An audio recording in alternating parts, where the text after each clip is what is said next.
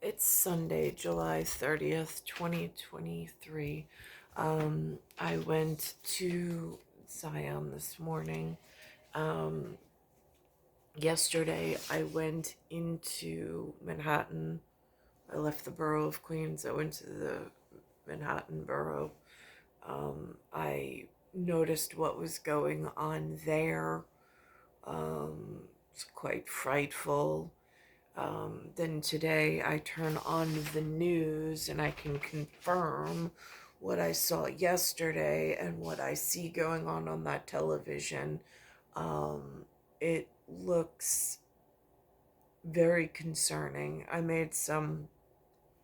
I took some photos, some still photos, and then I wrote this morning to Dear in God We Trust. Again, I went to where the building of Sunday worship. Um, and I'm keeping an eye on several different programs. Again, I'm in this treasury system for Federal Reserve and for United States of America purposes. I also went to the Roosevelt Field today, being July 30th, 2023, and I looked what's around there. I snapped a few photos. In the business world, there's something called a market or marketing, market share. There's demographics, there's residency, there's a lot of things that go into it.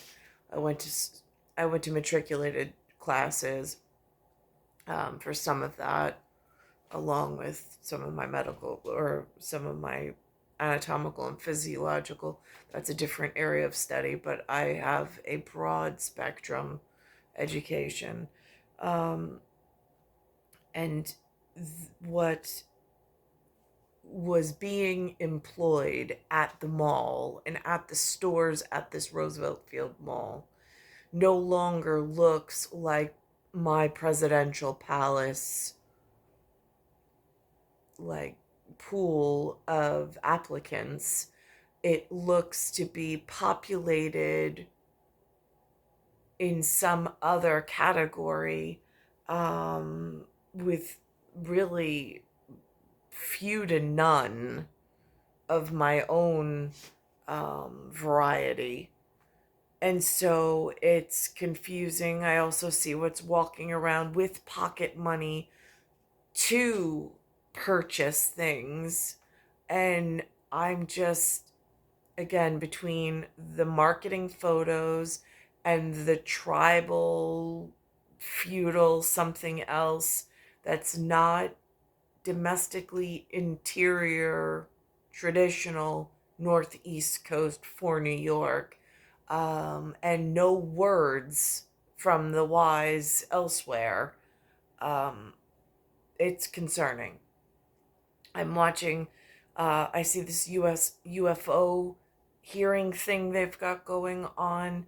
They mentioned something about a UFC setup and UFOs, and then something about a USS Roosevelt. Sometimes they mention USS Nimitz. And I went to Roosevelt Field.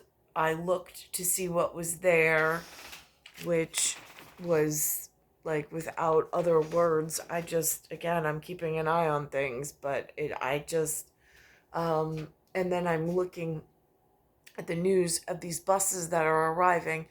First of all, they're dumping them off at the Roosevelt Hotel. They're coming from places like Senegal, Venezuela, other places. Are these places where there are tiger fish? Are you just dumping multiple tiger fish into my like fish tank of beautiful fantail guppies? I'm just curious because I'm looking at them and they're like demanding like federal and state aid. And I'm like, where?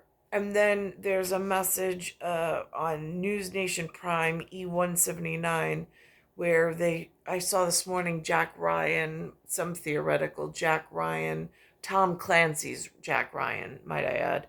I saw his first pilot episode, And I'm like, oh, if that doesn't bring me some education and perspective as to how to speak TV producer, whatever.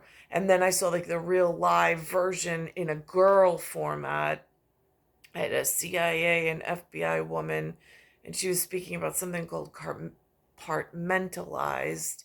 So I'm gonna, because that's what like the Tom Clancy's Jack Ryan pilot show showed. And then she just confirmed it because she's actually like a live person.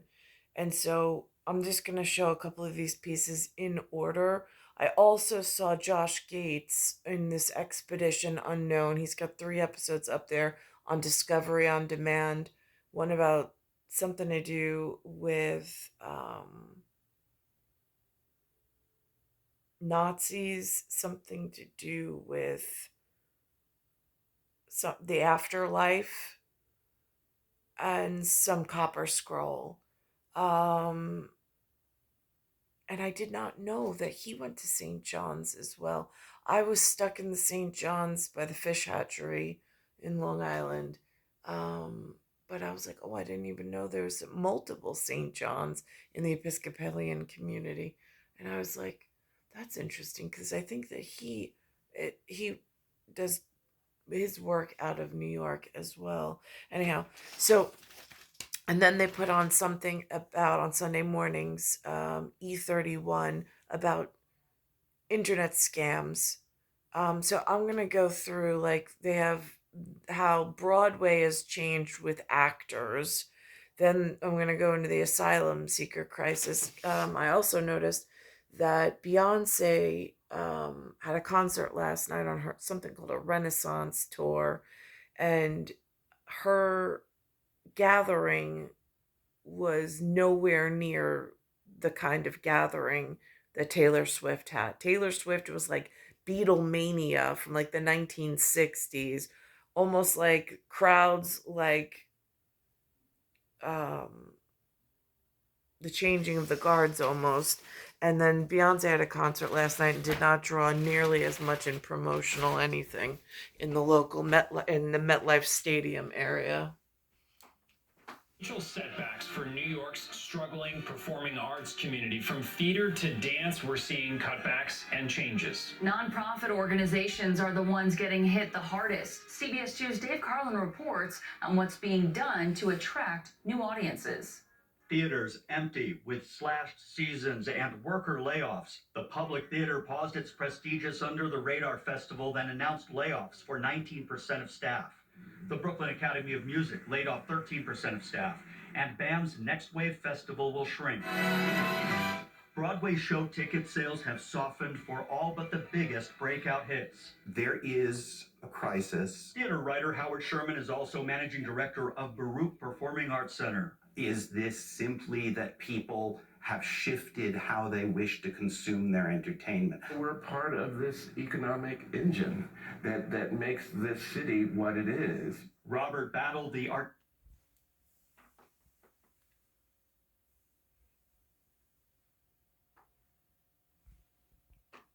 artistic director of the Alvin Ailey American Dance Theater, announced his prestigious company returns for a full 5-week season at City Center.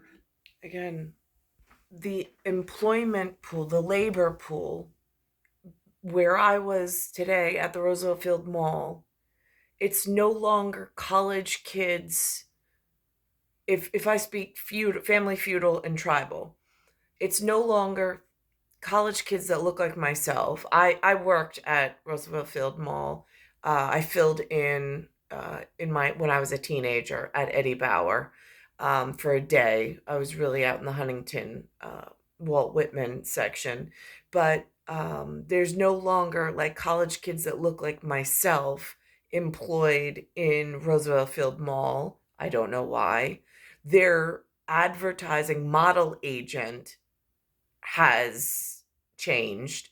They're no longer models that look like myself but I'm still inside a presidential palace that looks like this, but yet the labor pool of applicants has changed. I don't know why.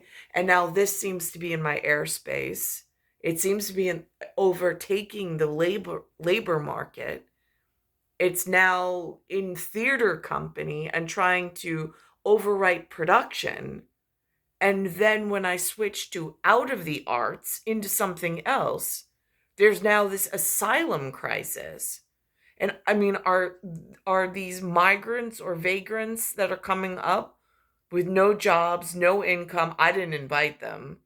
I mean, are they, but they're looking for like, I mean, this gets really like dicey. How does one bring up that they did not offer an invitation for any of these new arrivals? And there's some real serious other things going on. Starting November 29th. Certainly, we've been very fortunate, but we have to always be vigilant. So it is troubling to see the demise of so many companies. The arts are. I went into Manhattan yesterday, and the streets coming up from the subways smelled like a gigantic cloud of some chemical combination that I can only describe as whatever crack smells like from walking on the streets of Manhattan. And just the people in the streets of Manhattan no longer look like New York. And there's graffiti in a lot of different places. And even though Manhattan's not my favorite place to be, it now no longer even resembles Manhattan. It just feels like somebody doesn't like Manhattan and is trying to destroy it.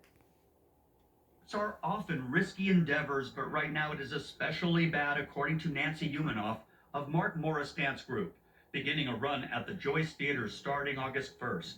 The cost of doing business goes up, threatening to one day bring down the curtain on an industry. We all experienced unprecedented government support in the sort of bailout during the pandemic, which helped us ride out the worst part of the shutdowns, but we are all now facing a cliff. Arts organization administrators say another injection of federal support is desperately needed right now before it's too late. They have the wherewithal if we as a society start to value the arts. And we need support as we sort of still continue to come back. The industry always ebbs and flows, they say. Audience support and federal funding can get it flowing again. Dave Carlin, CBS 2 News. All right, time is 8:44. I don't know where all the jobs went for people that look like myself. I don't know where the inroads are for me, but then I also see this going on. So that was CBS Sunday mornings at 8. This is CBS Sunday mornings at 7 on the same day. Capacity. Many were stuck outside and in the heat and rain overnight. And CBS 2's Christina Fan joins us live outside the Roosevelt Hotel with the very latest as of this morning. Christina, good morning. Doug and Alice, good morning. The line outside the hotel was wrapped around the block for days, but overnight, some relief. You see buses behind us. Asylum seekers were allowed to board them and spend the night on these buses. But city officials say if federal and state relief don't come soon, these lines could be what the city experiences for the foreseeable future. Community affairs officers tried to keep emotions cool as temperatures rose outside the Roosevelt Hotel Saturday, where asylum seekers stood in line for hours trying to get inside. They told us that there is no room. It's gonna be like they all full. The city says with more than 93,000 asylum seekers coming through its intake center since last spring, space has been. Now, I also noticed Hamilton. They took the reference I keep using. This is Hamilton. This is the real Hamilton. They took Hamilton, they changed it and made it a brown person, and then put it on Broadway. And then that's what this is. And now this is in front of this. Limited every single day. Yesterday, the wait, first in the heat and then in the rain, poured out onto the street and around the block. They gave us the ticket. They said they're gonna call us, and they didn't. A spokesperson for the mayor's office says scenes like this could become the new normal as hundreds of people continue to arrive every day. Writing in part, we still desperately need help from our state and federal partners. This man told us in Spanish, we're put on the street. They have to do something to help us. I think it's incredibly unfortunate that this is where we're at, over a year after we've started to see an increase of asylum seekers coming to New York. Immigration advocates say the city can do better. We need to get out of this emergent moment and this emergent way of thinking and start thinking for the long term and being able to get people out of this emergency shelter and pseudo shelter situation and into permanent housing. I don't know who gave that man a job. I don't know who gave him a job. I don't know why he's trying to destroy Manhattan. I don't know why, like, who any of these mini mechanics are that are allowing this to go on. And to avoid lines like this, the mayor's office is encouraging families to take up placements outside of New York City when they become available. We are live from Midtown. Christina Fan, CBS 2 News. All right, Christina, thank you. And do stay with CBS. Now, if I go to channel 7 ABC at 6 p.m., they actually interview and ask, where are these migrants coming from? Crisis in New York City. Once again, dozens of migrants lined up outside of the Roosevelt Hotel in Midtown, hoping to find a place to stay. All weekend long, we've seen asylum seekers waiting in the heat. Some slept on the street, some in buses. Eyewitness News reporter Sonia Rincon is outside of the hotel in Midtown. Sonia. And Joe, the line outside the Roosevelt Hotel is much shorter today than it was yesterday. And the weather has improved too, as we heard. But make no mistake, the city is still struggling to find room for all the asylum seekers as they arrive.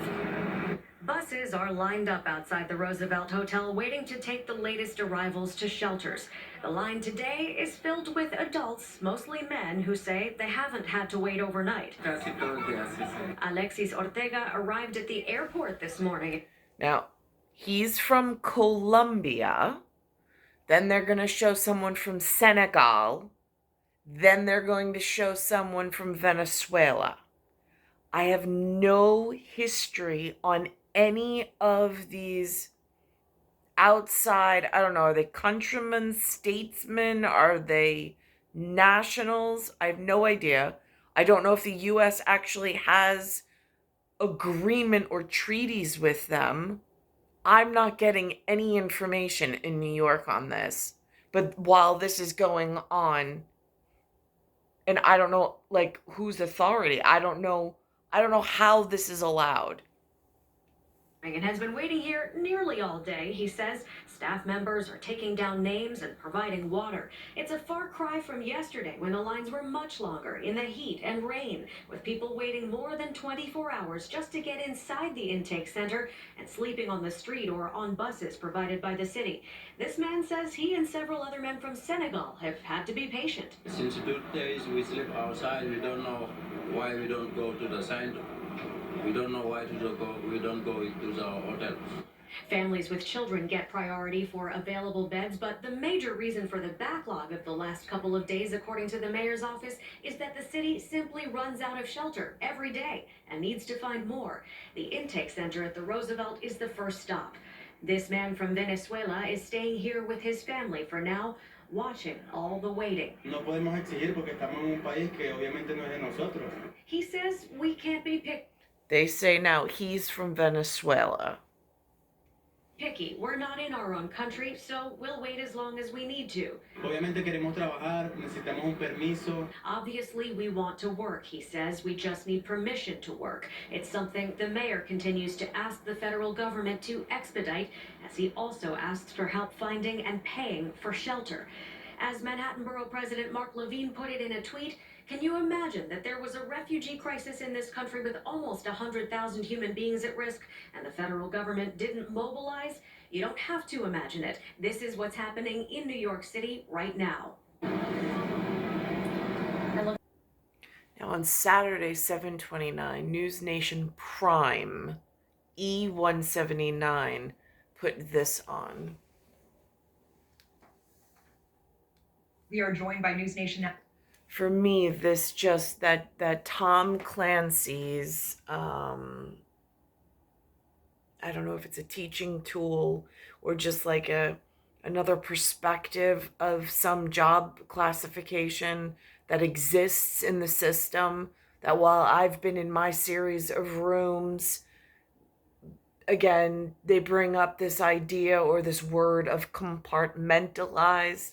Again, I don't know how they speak. I also found on Balance with Leelert Vittert, he had somebody on, another woman, who was speaking of something called a Drake equation, and she had something up, and so that's more where I've lived since I was a toddler, is inside this Drake equation and understanding that fully at planetary, at civilizations, at balancing myself amongst nature and amongst civilization, and like this otherworldly knowledge that I carry with me, and kind of sort of but not really, and it's really difficult to explain. National security contributor Tracy Walder, who is also a former CIA officer and FBI special agent. Tracy, thank you so much for being here. Thank you for having me, Natasha. And Tracy, notably, I know you were actually detailed to the same agency as David Grush for a time. Let's take a quick listen to some of his testimony together. It was very brutal and very unfortunate, some of the tactics they used to hurt me both professionally and personally, to be quite frank. Do you have any personal knowledge of people who have been harmed or injured in efforts to cover up or conceal these extraterrestrial technology? Yes. Personally. So first of all, Tracy, I have to ask, did you hear anything while at this agency about UAPs? And then secondly, based on your experience working in the government and federal law enforcement, do you think this is something the U.S., the government is capable of keeping quiet for so long? So first of all, no, I did not work in the UAP program, although yes, I was detailed to the National Geospatial Intelligence Agency. However, I was working our counterterrorism efforts there. And as I'm sure people can imagine, things are pretty compartmented, right? Grush wouldn't have necessarily known what I was doing, and I wouldn't have known what he was doing. So really, I can't speak to the work he was doing. Now, look, I've been to Area 51 before, but I think in terms of the testimony that I saw, to me, the most impactful was actually the testimony of the two lieutenants. Now, this talks to, it has two names. It also uses the word slavery, and over on the side it uses that UFC setup thing. Lieutenants Graves and Fravor. And then on another frame it uses Roosevelt. I give a lot of credit to Grush's claims, but a lot of it was secondhand information, whereas those two lieutenants really had a lot of firsthand information, and I thought that that was fascinating. You know, as you mentioned, one of the other witnesses, specifically retired Navy Commander David Fravor, he talked about the threat that these flying objects could pose. Let's take a quick listen to that. You believe UAPs pose a potential threat to our national security? Yes, and here's why. The technology that we faced was far superior than anything that we had. If you had one, you captured one, you reverse engineered it, you got it to work, you're talking something that can go into space, go someplace, drop down in a matter of seconds, do whatever it wants, and leave, and there's nothing we can do about it. So if his statement is proven true, exactly what kind of threat could they pose? And also, I would love to know what was on your mind. Were you concerned about tech and national security as you were listening to these testimonies? So I was, but like I said, particularly when I listened to Graves and Fravor. So I was the first female working on the armed drone program, and I saw firsthand what our capabilities were in other countries, particularly Afghanistan, with just our drones. And so it's very concerning to me when we have UAPs in space and we don't have a full understanding of what their capabilities are, and perhaps we have the shells of some of these and are not reverse engineering them, we can't defend against them. And I think that is the essential issue here. It's not whether or not, Martians are here and UFOs are here, but it's about what is the threat to the American people. And if we don't know what these things are and what their capabilities are, we are putting people at risk, because I've flown drones and I've seen what they can do, just our own. I don't know what UAPs could do. And Evan Moon was just talking about that top Pentagon official now, calling the testimonies insulting to government employees and workers. Also, that one of the testifiers has. And that's what I worry about, is like, is it possible, or is it some like side event of what's going on in New York with these unexplained, like, I don't know what the drivers are and why they're pushing these people into Manhattan. I don't know who's behind it, but is it possible that someone somewhere is insulted and they're doing this as some kind of punishment? I mean, it's again in the theoreticals of like, how are they all conducting themselves by this point? I'm just. Myers has not cooperated with the government investigation. What is your take on this criticism? It's hard. I see both sides, right? I'm a former government employee. And so the reality is look, we do sign NDAs and we do not want to reveal classified information that we're not supposed to, because it can put our colleagues at risk. And I see both sides of this. But at the same time, there is no central reporting of UAPs. The FAA doesn't have that capability. And I think it's something that we need to think about becoming more public and maybe not viewing this as sort of a fringe belief if we talk about it a bit more. So I absolutely see where the Pentagon is coming from, because they were tasked with doing this with an all-domain anomaly research office, that's a mouthful, to do something like this last year. And I feel like they probably think they haven't been able to investigate that thoroughly in its scope, and that's why they feel insulted, which I understand. Yeah, and Tracy, we are out of time, but with your knowledge and experience in government and federal law enforcement, what is your take on UAPs? I'm just curious, and extraterrestrial life. Sure, and a lot of people don't like me for this. I do feel that there is life out there. Quite frankly, I think it's hard to believe in this vast universe that we're not alone. So that's my take. I don't think we're alone. Okay, Tracy Walder, thank you as always for being so candid in your transparency. So On Balance with Leland Vittert, it's E150, and it aired on Friday, 7/28/2023. Assumption, which is an assumption, that there are other planets like Earth, and we know there are other planets like Earth, then there are the chances that life has arisen and that. She's speaking on something called the Drake equation, which I think I ran across once before, but it's not the kind of thing that's ingrained in that I'm able to carry forward with at this point, because I don't have anybody to talk to about it. That life could potentially be intelligent. So now we're at 60%. So to estimate the number of alien life is the Drake equation. The Drake equation is used to estimate alien life, and it takes in. Now, she was able to go to something called an MIT. I never even heard of such a thing growing up, didn't even know that there was an educational institution called MIT. But that's where she got to go to pursue this, and that's where she learned about this Drake equation. I'm only finding out about it like through this television program, and I think I found it linked to my Facebook at some point. In the Jack Ryan episode, they said that algorithm and the word algebra are one and pretty much synonymous. I use something for my physical dimension as calcaneus calculus. That's something completely different. Takes into account these possibilities, these probabilities. So the bigger then question comes, have aliens visit us? The chance I would say of that, I'm a statistician, I never want to say 0%. Could a golden retriever, attack you? Sure, a golden retriever could. Are they? No. So I don't want to say 0%, but it's basically 0%. Because the closest. Again, I don't necessarily agree with her, but again, it's just the point that this Drake equation exists to the like people that got education levels at like an MIT. Now, while I'm thinking about this Drake equation, and I like to sit in quiet and ponder it, and I like geometrics and geospatial, and I'm thinking about now this new thing I just learned about telemy and how it's connected with something else I just learned about called Tycho Brahe, and trying to like go down that track.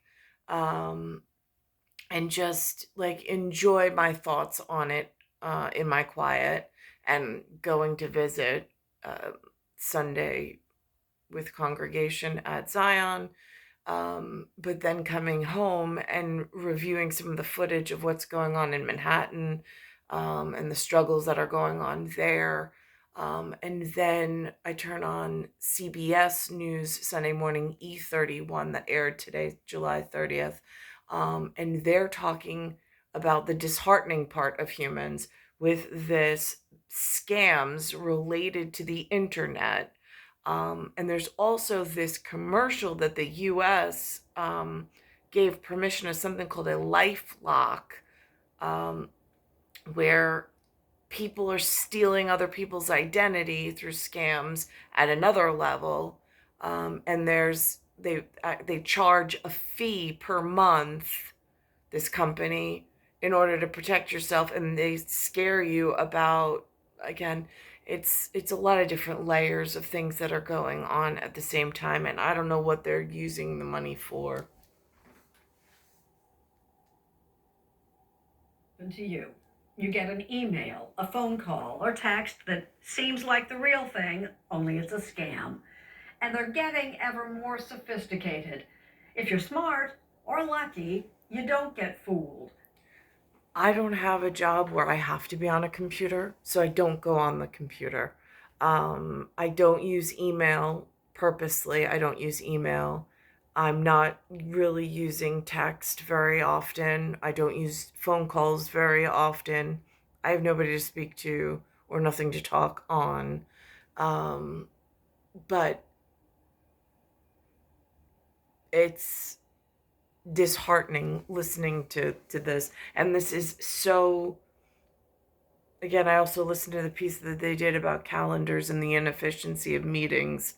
I mean, there is this social aspect. Like, they've almost taken away the social aspect of, like, where did my tribe go? Like, where did they miss or reroute in the Drake equation? And then in the UFC setup of slavery at, like, naval level, I mean, if that's where they're calculating out and doing this planning for strategic management, where and why was I left behind if they're working these astronomical projections? Why was I left in this area without my own people? But many of us do, and it's costing billions, as our David Pogue discovered. One evening, I got an email. One day last year, Jeff Pliskin opened an email that looked like it came from a good friend of his.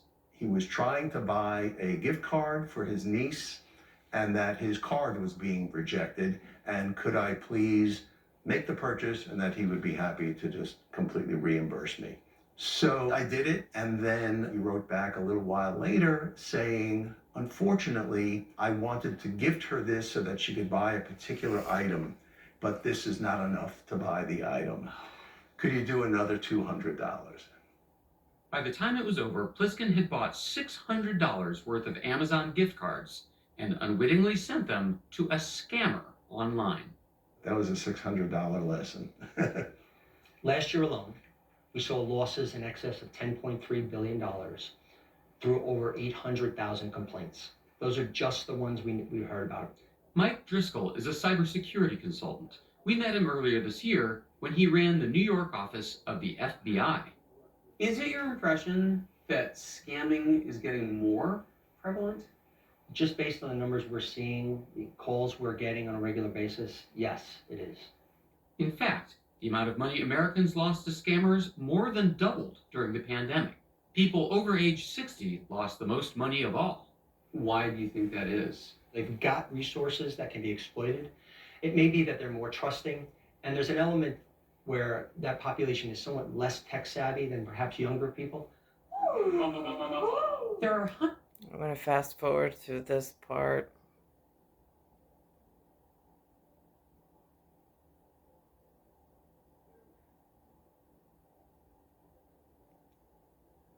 He knew his coders and designers felt the same way. So people who build things, people who create things require focus. So if you're thinking about a problem and you're constantly interrupted, nothing good comes out of it. On average, meetings are taking up nearly half of our work week. All right, I'm going to skip this piece and I'm going to go to the LifeLock piece. So it's called True Crime 2023, Who Stole My Life? It aired on Saturday, 7/29. Restoration specialist is assigned to you. Now Don't worry, it happens to all of us. Some guys took my advice about how to... Now it starts and it says US-based identity restoration specialist, and it says LifeLock on it. Is assigned to you for the duration of your membership. So we're always going to work together. It's going to be you and I. With LifeLock, I have experts on my side. I don't have to do the work. They do it for me. It's important to keep in mind how easy it is for identity thieves to do what they do. And when they strike, it's on you to restore your identity, even get back your money. And that process can be incredibly difficult, time-consuming, and stressful. This is where somebody tried to open a stock brokerage account in your name fraudulently. Yes. The first time somebody tried to open an account in Paul's name, he had to do all the work himself. And I politely told them, that's not me. And they said, we don't believe you. Get a police report. Fill out this form. Fill out this other form. Get a notary public to verify it. So you kind of feel like a victim and a suspected criminal at the same time. Without a doubt. That's a very good way to put it. That's exactly. In their own home, they feel this way. But it is. Did they open credit cards in your name or any other accounts? With a lending institution account, yes. Cell phone, bank account. So when did you sign up for LifeLock? About 1.5 years ago. And did you have another incident after you signed up for LifeLock? That's where the difference is. LifeLock notified me, is this you? Was this you that did this? No. A very professional LifeLock representative called me on the phone. So this was not you? And I said, no, it was not me. They said, very good. We'll take care of it. A day later or so, I got a phone call, taken care of. Nothing to worry about. Thank you very much.